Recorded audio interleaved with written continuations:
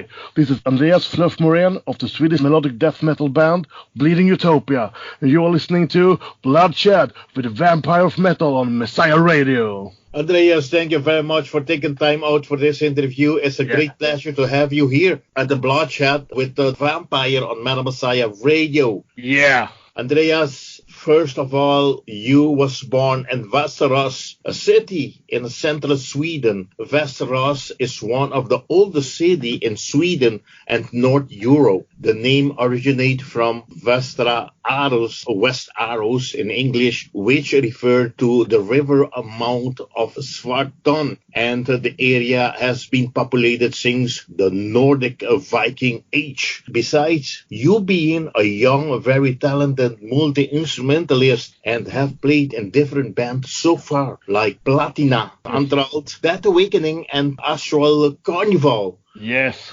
Who inspired you? What's behind Fluff, your nickname, and how do you see the metal scene in Västerås are evolving nowadays? Well, the thing that inspired me in a young age, I think I was about 8 or 9 when Metallica released the album Justice for All, and I had an older cousin who got it as a gift at Christmas. I was looking at LP cover, I was like, oh, this is cool guys. They all have sunglasses, this must be cool band.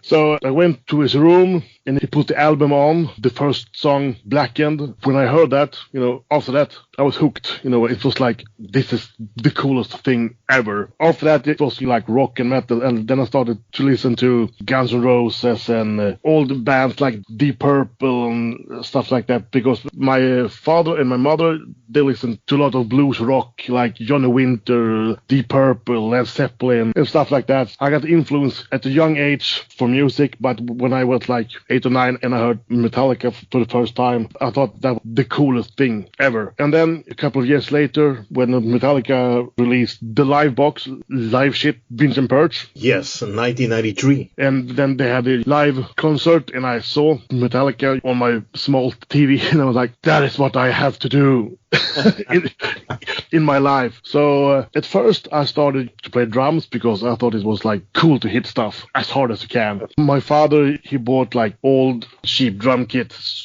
so I could learn how to play drums. And I had my friend David, who was the singer in Bleeding Utopia until a few months ago. He played the guitar. We learned like cover songs from Nirvana and Metallica and stuff like that. And then I have an older sister, and she started to listening to metal and hang around metal people. And in around 95, maybe, she came home with Storm of the Light by Dissection. And when I heard that, I was like, how can music sound so fast, so beautiful, and so evil at the same time? And then the root of my metal inspiration from the early Dissection, and then when I heard that, I was like, are there other bands like this? Then I was like searching every music store and a record store in my town, and I found like more Dissection and Necrophobic and Dismember and Entombed and Amon Amarth, and everything grew. I couldn't hold it back. I became a metal and started to create, music in every level I could. All the things, they still inspire me to this day when I listen to it. It's the best thing ever. We're talking about the music now and then. How do you see in your hometown, I mean in Sweden in general, I know that's very, but in your hometown of Västerås, how do you see the metal scene is evolving? Well, both good and bad. I think more and more bands are popping up, and very good bands with very talented musicians.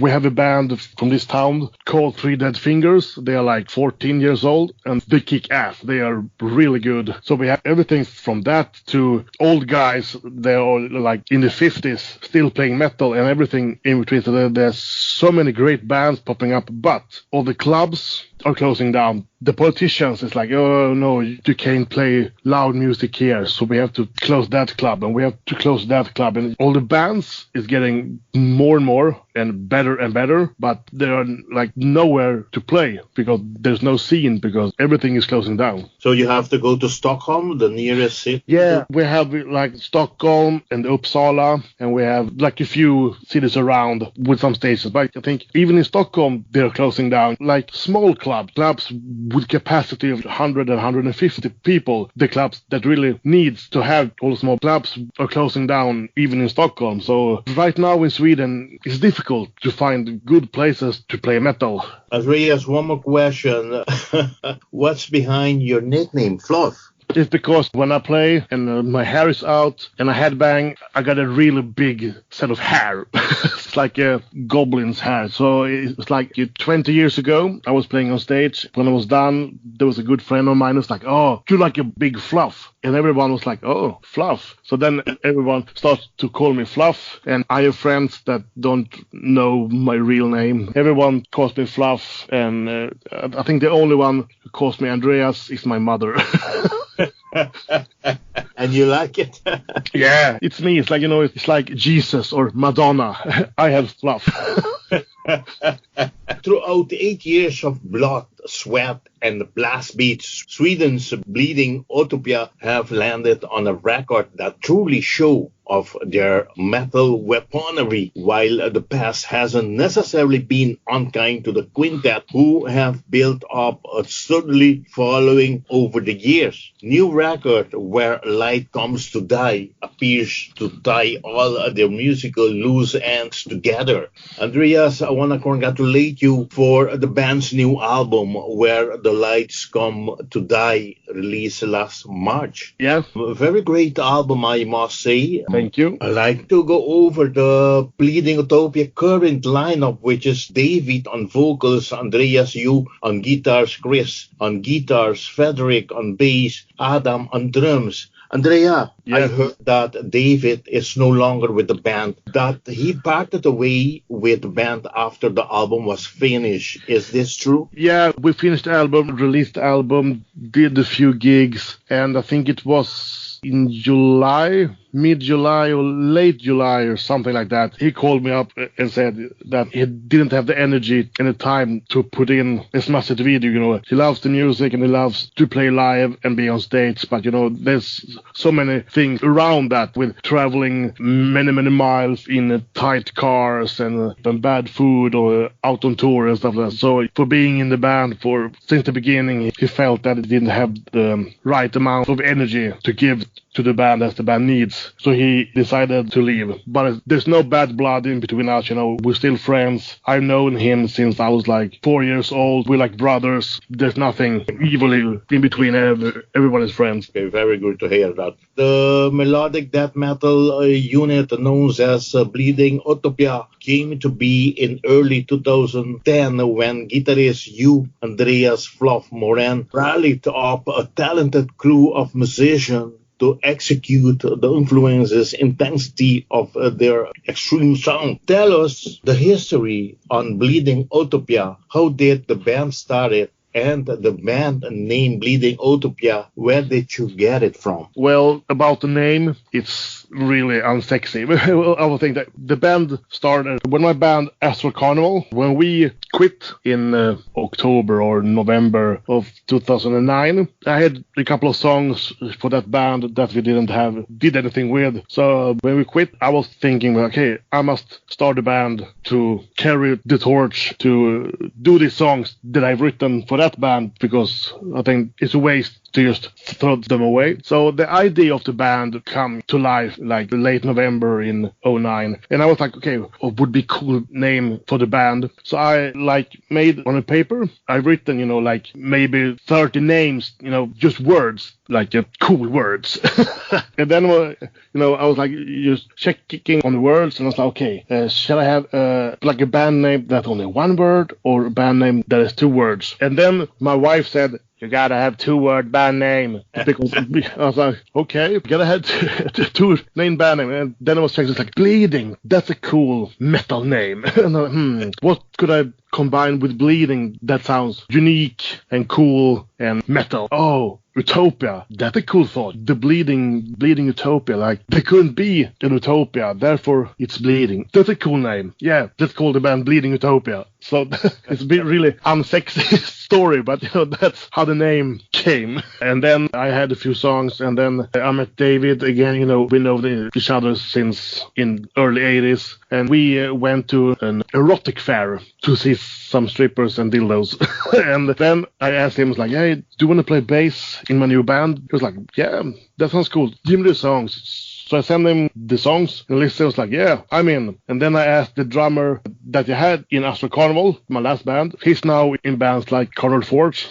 But I asked him, do you want to play drums? He was like, yeah, of course. And then I had a friend called Henrik that I asked if he wanted to sing or scream. And he liked the songs, and then on like in mid-February 2010 we had our first rehearsal, and then after the rehearsal we said, okay, do you want to do this as a band, as a real band? And everyone was like, yes, let's do this. And then is where the band was born. Andreas, with the boss from Bleeding Utopia debut release, the band received great reviews. Label offers an opportunity to play with bands such as Carpoint, Condemnatory, Sonic Syndicate, I expect to see some very early in their career. How was it for you and the other band members hitting the road back then with great bands like we just mentioned? Well, it was great fun and great opportunity to get our fan base bigger. So we have a friend here in Westeros. At that time, about 10 years ago, we had like a really good metal scene here in our town, with a great place to play. So we know the guys that was the booker there. So he booked us as support act for Hate Sphere and Sonic Syndicate and everything, just to help us get our fan base bigger. And it was great fun, and we learned a lot. And after that,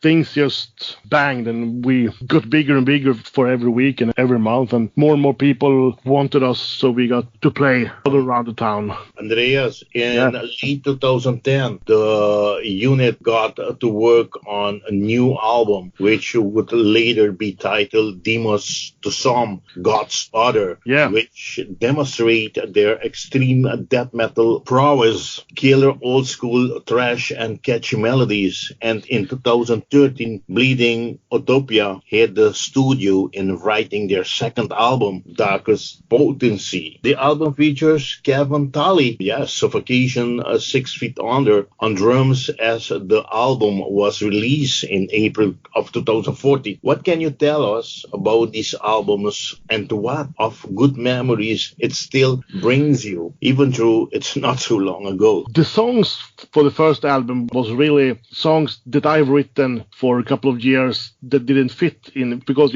I played in a band called Dead Awaken, and we played, like American style death metal, like New York style death metal. I've written these like melodic death metal thrash songs that didn't fit in that band, and I had written some songs for Astro Carnival that we didn't have time to do. I had a couple of songs that I had written for a couple of years, so that's basically the first album. I took every song I had written for maybe 4 years and recorded it just to have the first album, so we had anything bigger to release than just an EP. And if you listen to like the first album and the second album, it's quite a big change in the style. The first album is a little bit more thrash influence, and the second album, Darkest Potency, is a little bit more death metal influence. There's a big step that just because the first album was just a bunch of songs that I've written that we put together, and the second album was kind of songs I've written maybe 1 year, like instead. So that album is a little bit more thoughtful, and we changed vocalist. Henrik, the guy who was the vocalist on the first album and on the first years, on the first tours and so, he left the band. So David, who played bass on the first album, he stepped in to do the vocal. He had a more dark vocal, more growl than screams. So then we had to rewrite some songs to fit his vocal style. And then at the same time, we found our sound on the album Darkest Potency, and then we just evolved from that. It's funny because when we were recording the second album, Darkest Potency, we didn't have any drummer. So the thought was to program all the drums with the help from our friend called Jocke Skog. He plays in Clawfinger and in Feared and bands like that. So he was programming the drums and we were recording the guitars. And then somehow, I don't really know how, but I think it was through Jocke Skog, Kevin Talley, he heard our songs and he was like sending us an email. He was like, hey guys, I want to play drums on your album. We was like, yeah, really? Do you, Kevin Talley from Suffocation, want to play drums on our album? He was like, yeah, it's kick-ass songs. So he was like, okay. and he did a fantastic job. He learned all the songs in like 1 week and then recorded all the songs the week after. So, he did an amazing job. And that also, having his name on that album, it opened a couple of doors for us with management and other tours and stuff like that. So even that he never played with us and we never met him, just to have his name on and he talking good about us made a big difference. Andreas, the lineup was solidified after the completion of Darkest Ponency. Yeah. With the addition of the highly talented Adam Björk on drums, Liro Jarva on bass. In 2017, guitarist Joaquin left the band and Chris Gustavsson joined the band. In late 2018, Jan Lirlo left the band and Fredrik Ridderström joined as a bass player in December 2018. Yeah. How do you feel the band is doing now with a new reformed lineup, even though the vocalist David Ahlen has left the band? Yeah, and knowing that you have been the vocalist of the death metal band Death Awaken, do you think you will be doing double duty and becoming the band's new frontman? The lineup, all the changes we've done as far as now, everything has been for the better. Jocke, he left in May of 2017 just because he left or we kicked him out. It was not bad blood. It was just, he didn't have the same fire that we had. So he was like holding us back a bit because he was not giving us all the energy that he needed. So he left the band and we got Chris, and he's an amazing guitar player and musician. So that was a really good upgrade because he writes different solos than Jocke did. He's more fast and more technical and more like furious in his solos. That is what we needed for the new album, that kind of solos. So that was just an upgrade. And the bass player, we live in Sweden and he lived in Finland. So it became difficult to rehearse and to go on like small shows and fast pace. So that's why he quit. And then we had a friend, Fredrik, the new bass player. We just called him like a few weeks before our tour we did with The Crown and asked if he wanted to be a stand-in. So he helped us out on that tour and everything felt so great around the music, the chemistry in the band. So that was also like an upgrade. He lives in the same city as we do. So both the guitarists and the bass players, when we switched them, it became more energy in the band, more fire, and more better chemistry. So everything has been an upgrade. And about the singer, now when David left, my voice isn't maybe the best for right now. So I was thinking if I would do like double short vocals and guitar, but first I was like, I write all the lyrics, and I thought, okay, I know all the lyrics, so maybe I can do it. And in a few hours later, I was like, no, I don't want to do it. So at the time when this interview will be up on the radio and online, we have already announced our new singer. So yeah, we will announce him on December 4th. So there's a guy, he's called Philip, and he's a singer in another band from Sweden, not a very big band, but he has the fire, he has the voice, he has the energy and the stage present. So we tried him out. We had a lot of interest from different singers when we applied, when we searched for a singer, but we tried him out, and after one time, all of us in the band was like, he's the guy. Everything felt so great. We had one show booked, so we had him to sing on a show like 1 month ago, and after that, we were thinking about, okay, shall we ask him to join the band or not? And then we were thinking, and everything was like, yeah, let's do it. And for a couple of days ago, we asked him if he wanted to join the band, and he said yes. And so we will announce it on December 4th. So next week, we will take new pictures. When this interview is out, we have announced it, and we will have our new singer all around.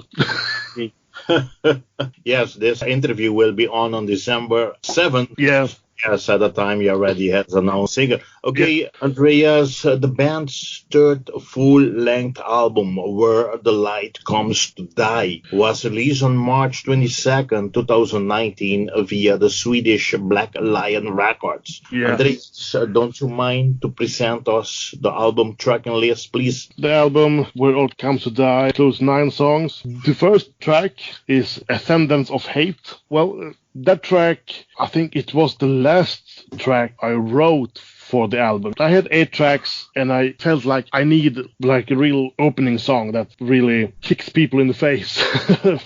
Then I wrote Ascendants of Hate, the last song, and I wanted like the intro. We have an intro with like a children choir and violins and cellos. My idea was I wanted that like old school horror movie from the 70s, like Omen, that kind of feeling in the intro and in the song. Me and David and the guy that mixed and mastered the album, Jocke Skog, we sat down and we made this intro one day, and it sounds just as I had in my head, so it came out great. All the songs and the order is how it presents, because the first song, Ascendants of Hate, is like an introduction to the Ascendants of Hate, the guys in the band, and how we destroy the world, so to say.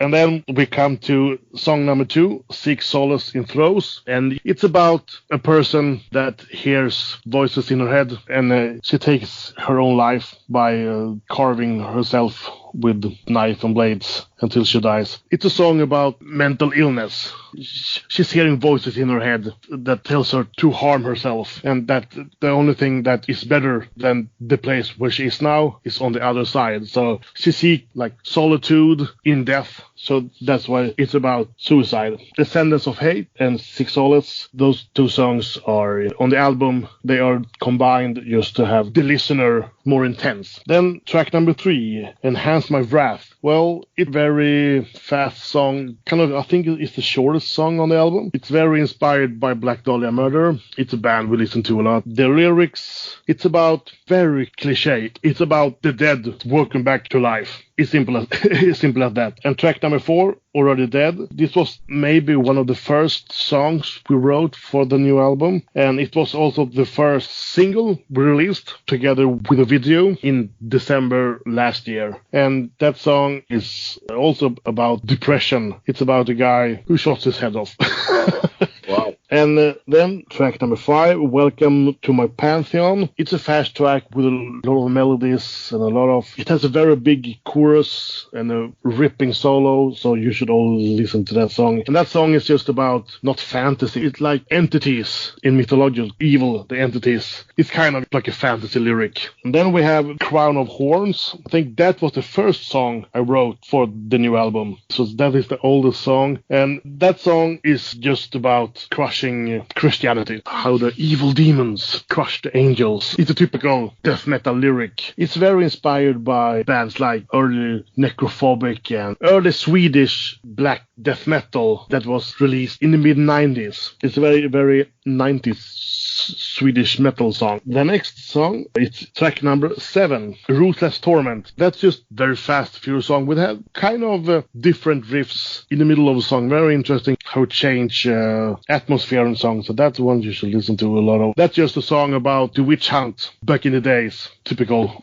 death metal song. And then track number 8, Ill and Daunting Perversions. The music is very like, I wouldn't say dance worthy, but it's like a waltz,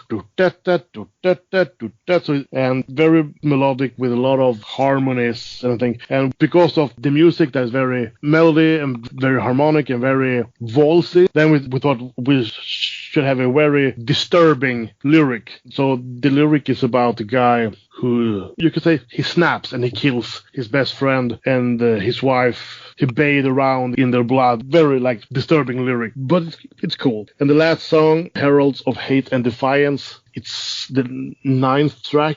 It's a slow or mid-tempo song. If you listen to all our albums that we have, always the last song is kind of longer than all the other and have more epic parts. This is that kind of song. I wanted to write tribute to the Swedish band Hypocrisy, that kind of song, but without the keyboards. So I wrote this one. It's slow and very heavy, and it's also a lyric about destroying the world and how the world is being destroyed. And that's why also we put it last, because Ascendants of Hate opens up with how we start to destroy the world, and the last song is about when the world is destroyed. And the last lyric on the last track is the title of the album. The last thing that he sings is Where the Light Comes to Die, and that is also the title of the album. And that was very thoughtful with the thing, okay, if the world ends like this, that should be the name of the album. Everyone knows this is how the world ends.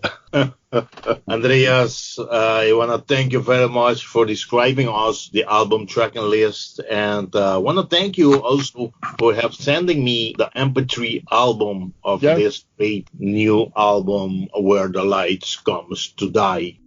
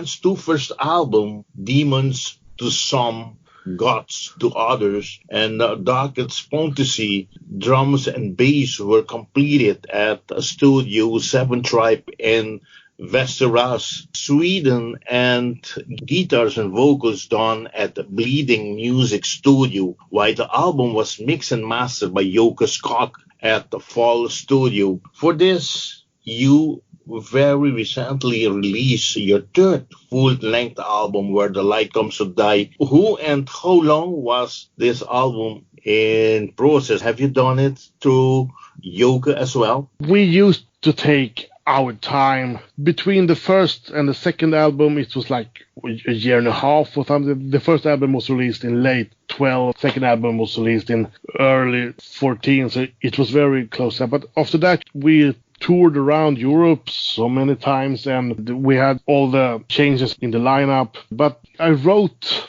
most of the album in 2016, something like that. I wrote all the foundations for the album. And then, first I record everything, and we record the album one time as a pre-prod, so we can do all changes and listen to it. And then when we're happy with everything, we record it one more time.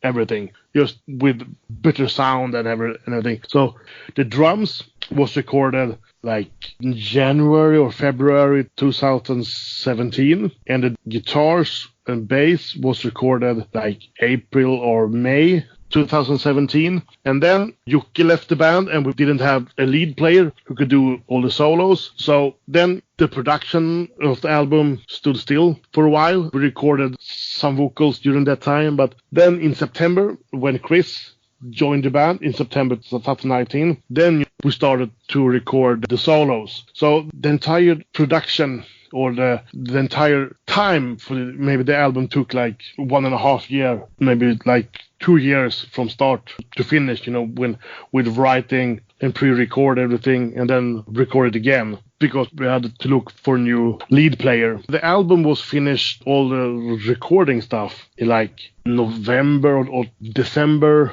of 2017, and then we mixed everything like maybe 5 months. After that, I don't know really why it took such a long time. I think the first idea was that I would mix it, but then I didn't have the energy, because I wrote all the songs and I recorded everything, and I was like, I don't want to hear it anymore.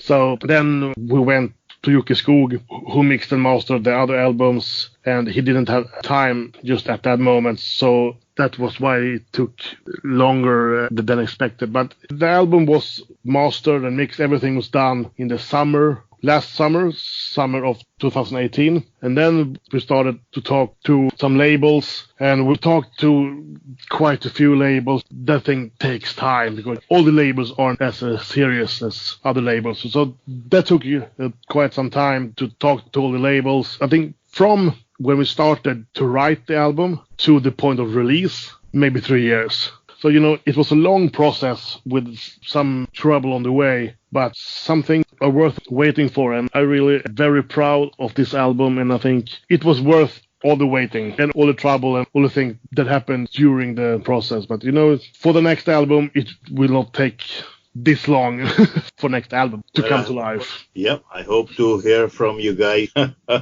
very soon. Again, with a new album.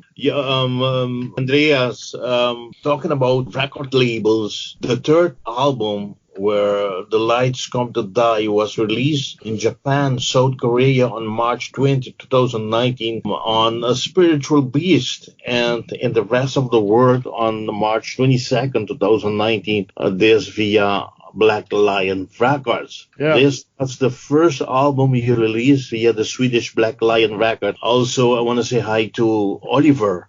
How did this partnership between Black Lion Records and Spiritual Beast became a reality for you guys? Well, I have known Oliver for a couple of years over the internet, and we've talked. I have a small label myself right now. It's quite on ice. I don't have time to do anything on it, but I helped him a few years ago with distribution in Sweden. So that's when we started to talk, and he have released so many great bands. We become friends and we talked very much over the internet, over Facebook, and that for a couple of years. And we first met him like March 2018 for the first time and talked a bit and just hang out. And then when he, don't remember when it was, I think before the album was mixed and mastered, he heard the album. I sent a couple of songs to him and he really liked it. He just talked about maybe I could release the album. He was like, yeah, maybe that would be cool. And then we mixed and mastered the album and we talked to some other labels, both bigger and smaller and some. And then he came back like a few months later and was like, I heard the album, I really like it, I want to release the album in Europe and in the States. And he was like, okay, send us a contract and so we can see the deal. And he sent us a contract and it was a good deal. And he's a young guy, but he's very professional, very outgoing, very driven. And we thought that all the labels we have talked to, he was the most driven guy of all the albums. He was like, okay, let's do it with Black Lion because he really wants it and he loves the album and he surrounds himself with great people in PR and everything. So that was just, okay, let's do it. It was no questions. And Spiritual Beast, with my own label, a few years back, I released a heavy metal band and he released the album in Japan and Korea. So I just emailed him with our album and said, hey, do you want to release this album in Japan and Korea? And he emailed me back and said, yeah, of course. That was an easy process. It was more easy than I ever thought. But he loved the album and he was like, yeah, I want to release it in Japan. So that was very cool. The other two albums didn't get a proper Japan release, but this one did, and we're very happy about it. And see, we got more and more fans from Japan and Korea, and so that's hopefully one day, because of this, we can tour Japan. That would be awesome. Yeah, I believe so.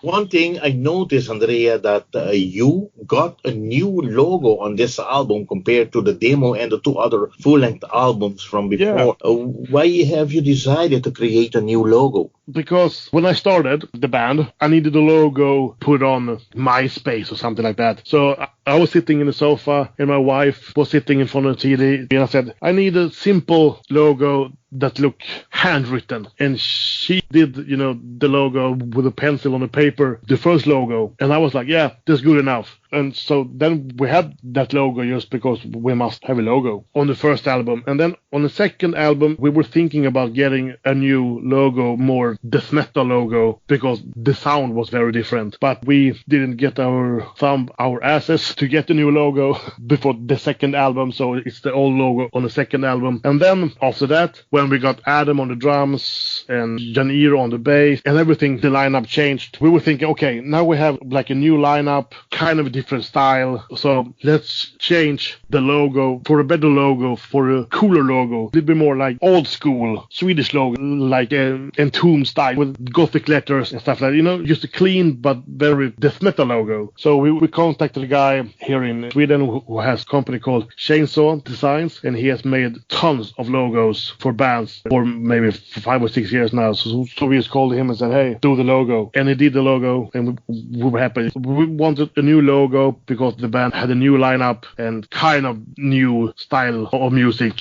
That's why we changed the logo. We changed the logo in 2017, I think. We printed new merch with a new logo and everything like that. But the new album is the first album release with the new logo. So just to point out that there's kind of a new band, but still same approach of the band, but still a new band. So that's why the band needed a new logo. Okay, the band has released 3 videos since November of last year up to now. An official video for the track Already Dead. Yep. An official audio for the track Ascendants of Hate, and one lyric video for the track Enhance My Wrath, featuring Ryan Knight, ex-Black Dia Murder. Yeah. Tell us about this video, and if I'm not wrong, I have not seen any more videos out since. Are there gonna be more ones coming? Yeah, there will be more videos. We've released like 2 live videos from our release party, just live, but it'll be more live videos, and we are working.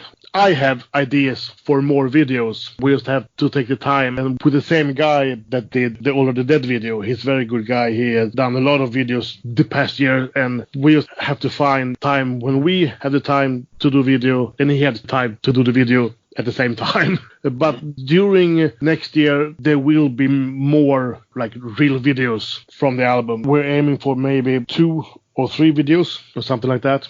So we have some different ideas for different songs, and some ideas takes more planning and more to do build stuff and everything like that. So, but there will be hopefully a new video, not early next year, but within 3 months of next year, there will be a new video, and hopefully one around summer and one around the fall. Okay. So hopefully there will be, because next year we celebrate 10 years as a band, so we're trying to do a lot of stuff. We will try to play all over Sweden and try to tour Europe some more and do some videos. It was so great to see the band's drummer, Adam Björk, featuring on Sick Drummer magazine with a playthrough of Crowns of Horns from your last album, Where the Lights Come to Die. Was it something already planned, or it just happened, came out suddenly? He did a playthrough of another song like half a year, I don't remember when, but it was like maybe April or May or March, or I don't remember. He did a playthrough on Sick Drummer for Enhance My Wrath, and Adam and the guy from Sick Drummer became like friends after that. So the guy from Sick Drummer I don't remember his name, Ian or something like that, he contacted Adam and said, hey, let's do another playthrough. So Adam did a playthrough and sent to him, and he put it up. So it was kind of suddenly, but he contacted Adam directly and personally, like, that he wanted to put up a new playthrough. So he did. Because, you know, Adam he has a YouTube channel, Adam, with a lot of followers, and he do playthroughs and covers and stuff like that on that. So I think he did like a playthrough of one of his songs or 2 songs for his own channel. And then the Sick Drummer guy contacted him and said the next one must be on Sick Drummer or something like that. Okay, going further with this interview, the band caught the attention of New York-based management company Extreme Management Group Inc. in 2017, landed Bleeding Utopia a slot on the roster alongside bands such as Suffocation, Cattle Decapitation, Cryptosea, Origin, Decrypted Bird, Rings of Saturn, Eternal Bleeding, and many more. How was this felt among the band to have gotten this deal and to have played with these great bands we just mentioned above? Yeah, it was really fun. We had some contact with the management like almost a year before that, because in 2015 we toured with Internal Bleeding and Broken Hope, and the bass player from Broken Hope played in Disgorge, who also is on the same management, and Internal Bleeding is on the same management. So after that, we started to talk, just talk to the management. And then in early 17, they contacted us and wanted us on the roster, and we were very happy about it, because it's a big management, it's a good management with a lot of great bands on it. So they helped us with all the things when we talked to labels and some tours and stuff like that. So it's been a great couple of years. They're a very talented company. It was fun to get the recognition from a bigger management. Bleeding Utopia has been highly active writing and recording, but also touring throughout Europe. Some of the band players tours, including the April Atrocity tour in 2015, supporting Broken Hope, as you just said, and Eternal Bleeding. An April run in 2016 with Chronosphere and Battalion, and the Furiously Freezing February tour. In 2017, with this ending in Ablaze My Sorrow, the Belong to Nowhere tour in 2018 with the Colombian band Estador, and Bloodstorm from France, and Cobra Speed tour with Crown, Svart Crown, and Bleeding Gods. Bleeding Utopia have also supported the Black Dahlia murder in Estonia in April of this year, 2019, by the way. First show for 2020 confirmed. The band will do a show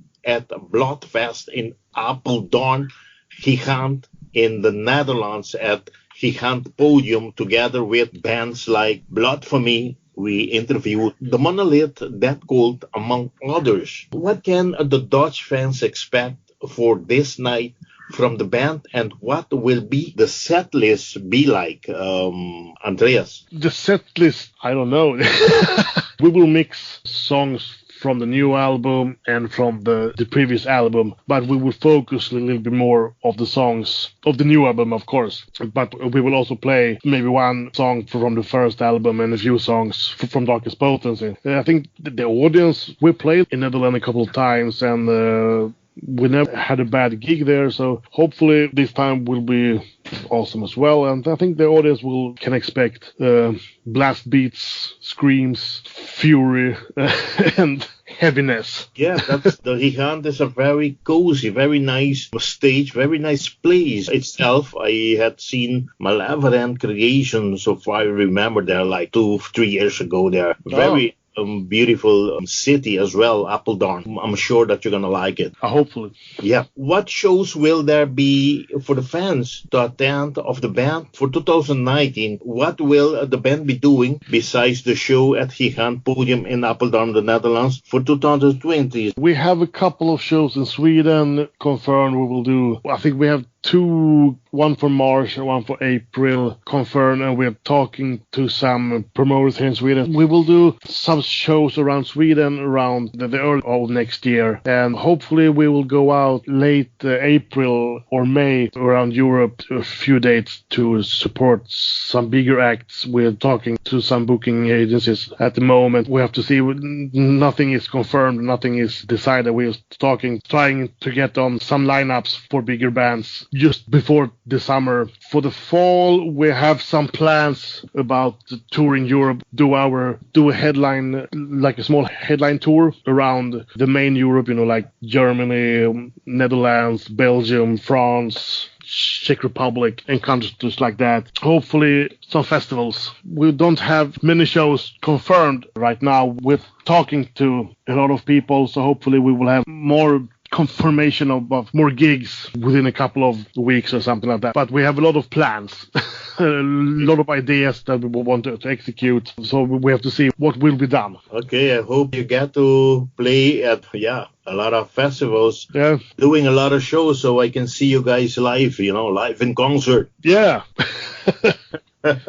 Where the Lights Comes to Die is Bleeding Utopia's best release by far. A big step from their past offerings, and the melodic side of death metal is perfectly blended with the brutal onslaught this time around. So you need to hurry up and buy this great album. And also for fans, from At the Gates, Metallica, Amon Amarth, Testament, The Black Dahlia Murder, Necrophobic, and many more bands. Andreas, my last question, in how many format was this album released, and are there still all these formats available? Yes, they are available in CD, on a Digipack. The US release and the Europe release is in Digipack, and then we have the Japan release. It's in normal hard jewel case, but it includes two bonus songs, 2 live songs as a bonus. 1 month ago it was released on vinyl, 12-inch vinyl, transparent blue. It's really sexy. And for next year it will be released on a limited edition on a cassette.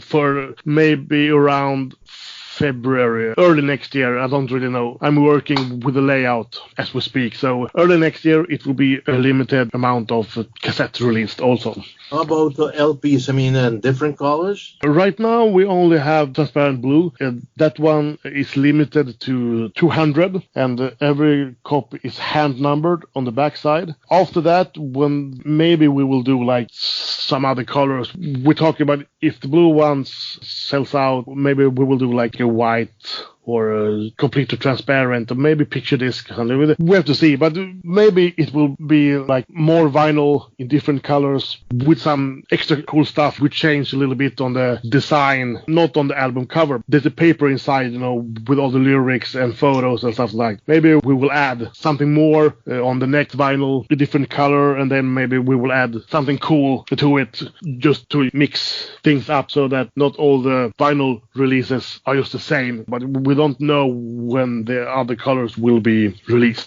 Yes, I want to thank you very much, Andreas, once again, to have made this interview possible. And I want to hand you over the microphone of Metal Messiah Radio for you to invite all your friends, all your fans to support the band to buy the band's previous albums and to put their hands on the new long-awaited masterpiece Where the Light Comes to Die, and also to attend the shows you have already scheduled. Okay, Andreas, the microphone is all yours. Thank you. Yeah, you should go to all our shows, buy all our merch, so we can play even more, and listen to Metal Messiah Radio. Thank you. Talking about merch, do you have t-shirts, do you have patches, you have whatever you have in merch, anything special that the fans have to rush and get? Yes, we have right now some patches, coffee mugs, t-shirts, CDs, vinyls, and we will come soon with more merch. There will be some cool merch during next year when we celebrate 10 years, so there will be some cool merch for everyone to have in limited editions. Closing this interview, do you believe that there's going to be, in celebration of the band's 10 years, there's going to be like a new album out, a compilation albums, for that 10 years anniversary? We have some ideas to maybe re-record some older track with a new lineup and with new solos and with a new drummer, the new vocalist. Some of the old songs, how we play them now, we have changed a little bit, and maybe we will release it on like a limited maxi single, maybe like 7-inch vinyl or a 12-inch vinyl just for the fans, the very small edition. I have the ideas and I have the plans. We just have to record and release. So it will be a small snip of extra stuff during the following years. It will not be like a compilation album or a new album. It will be something different.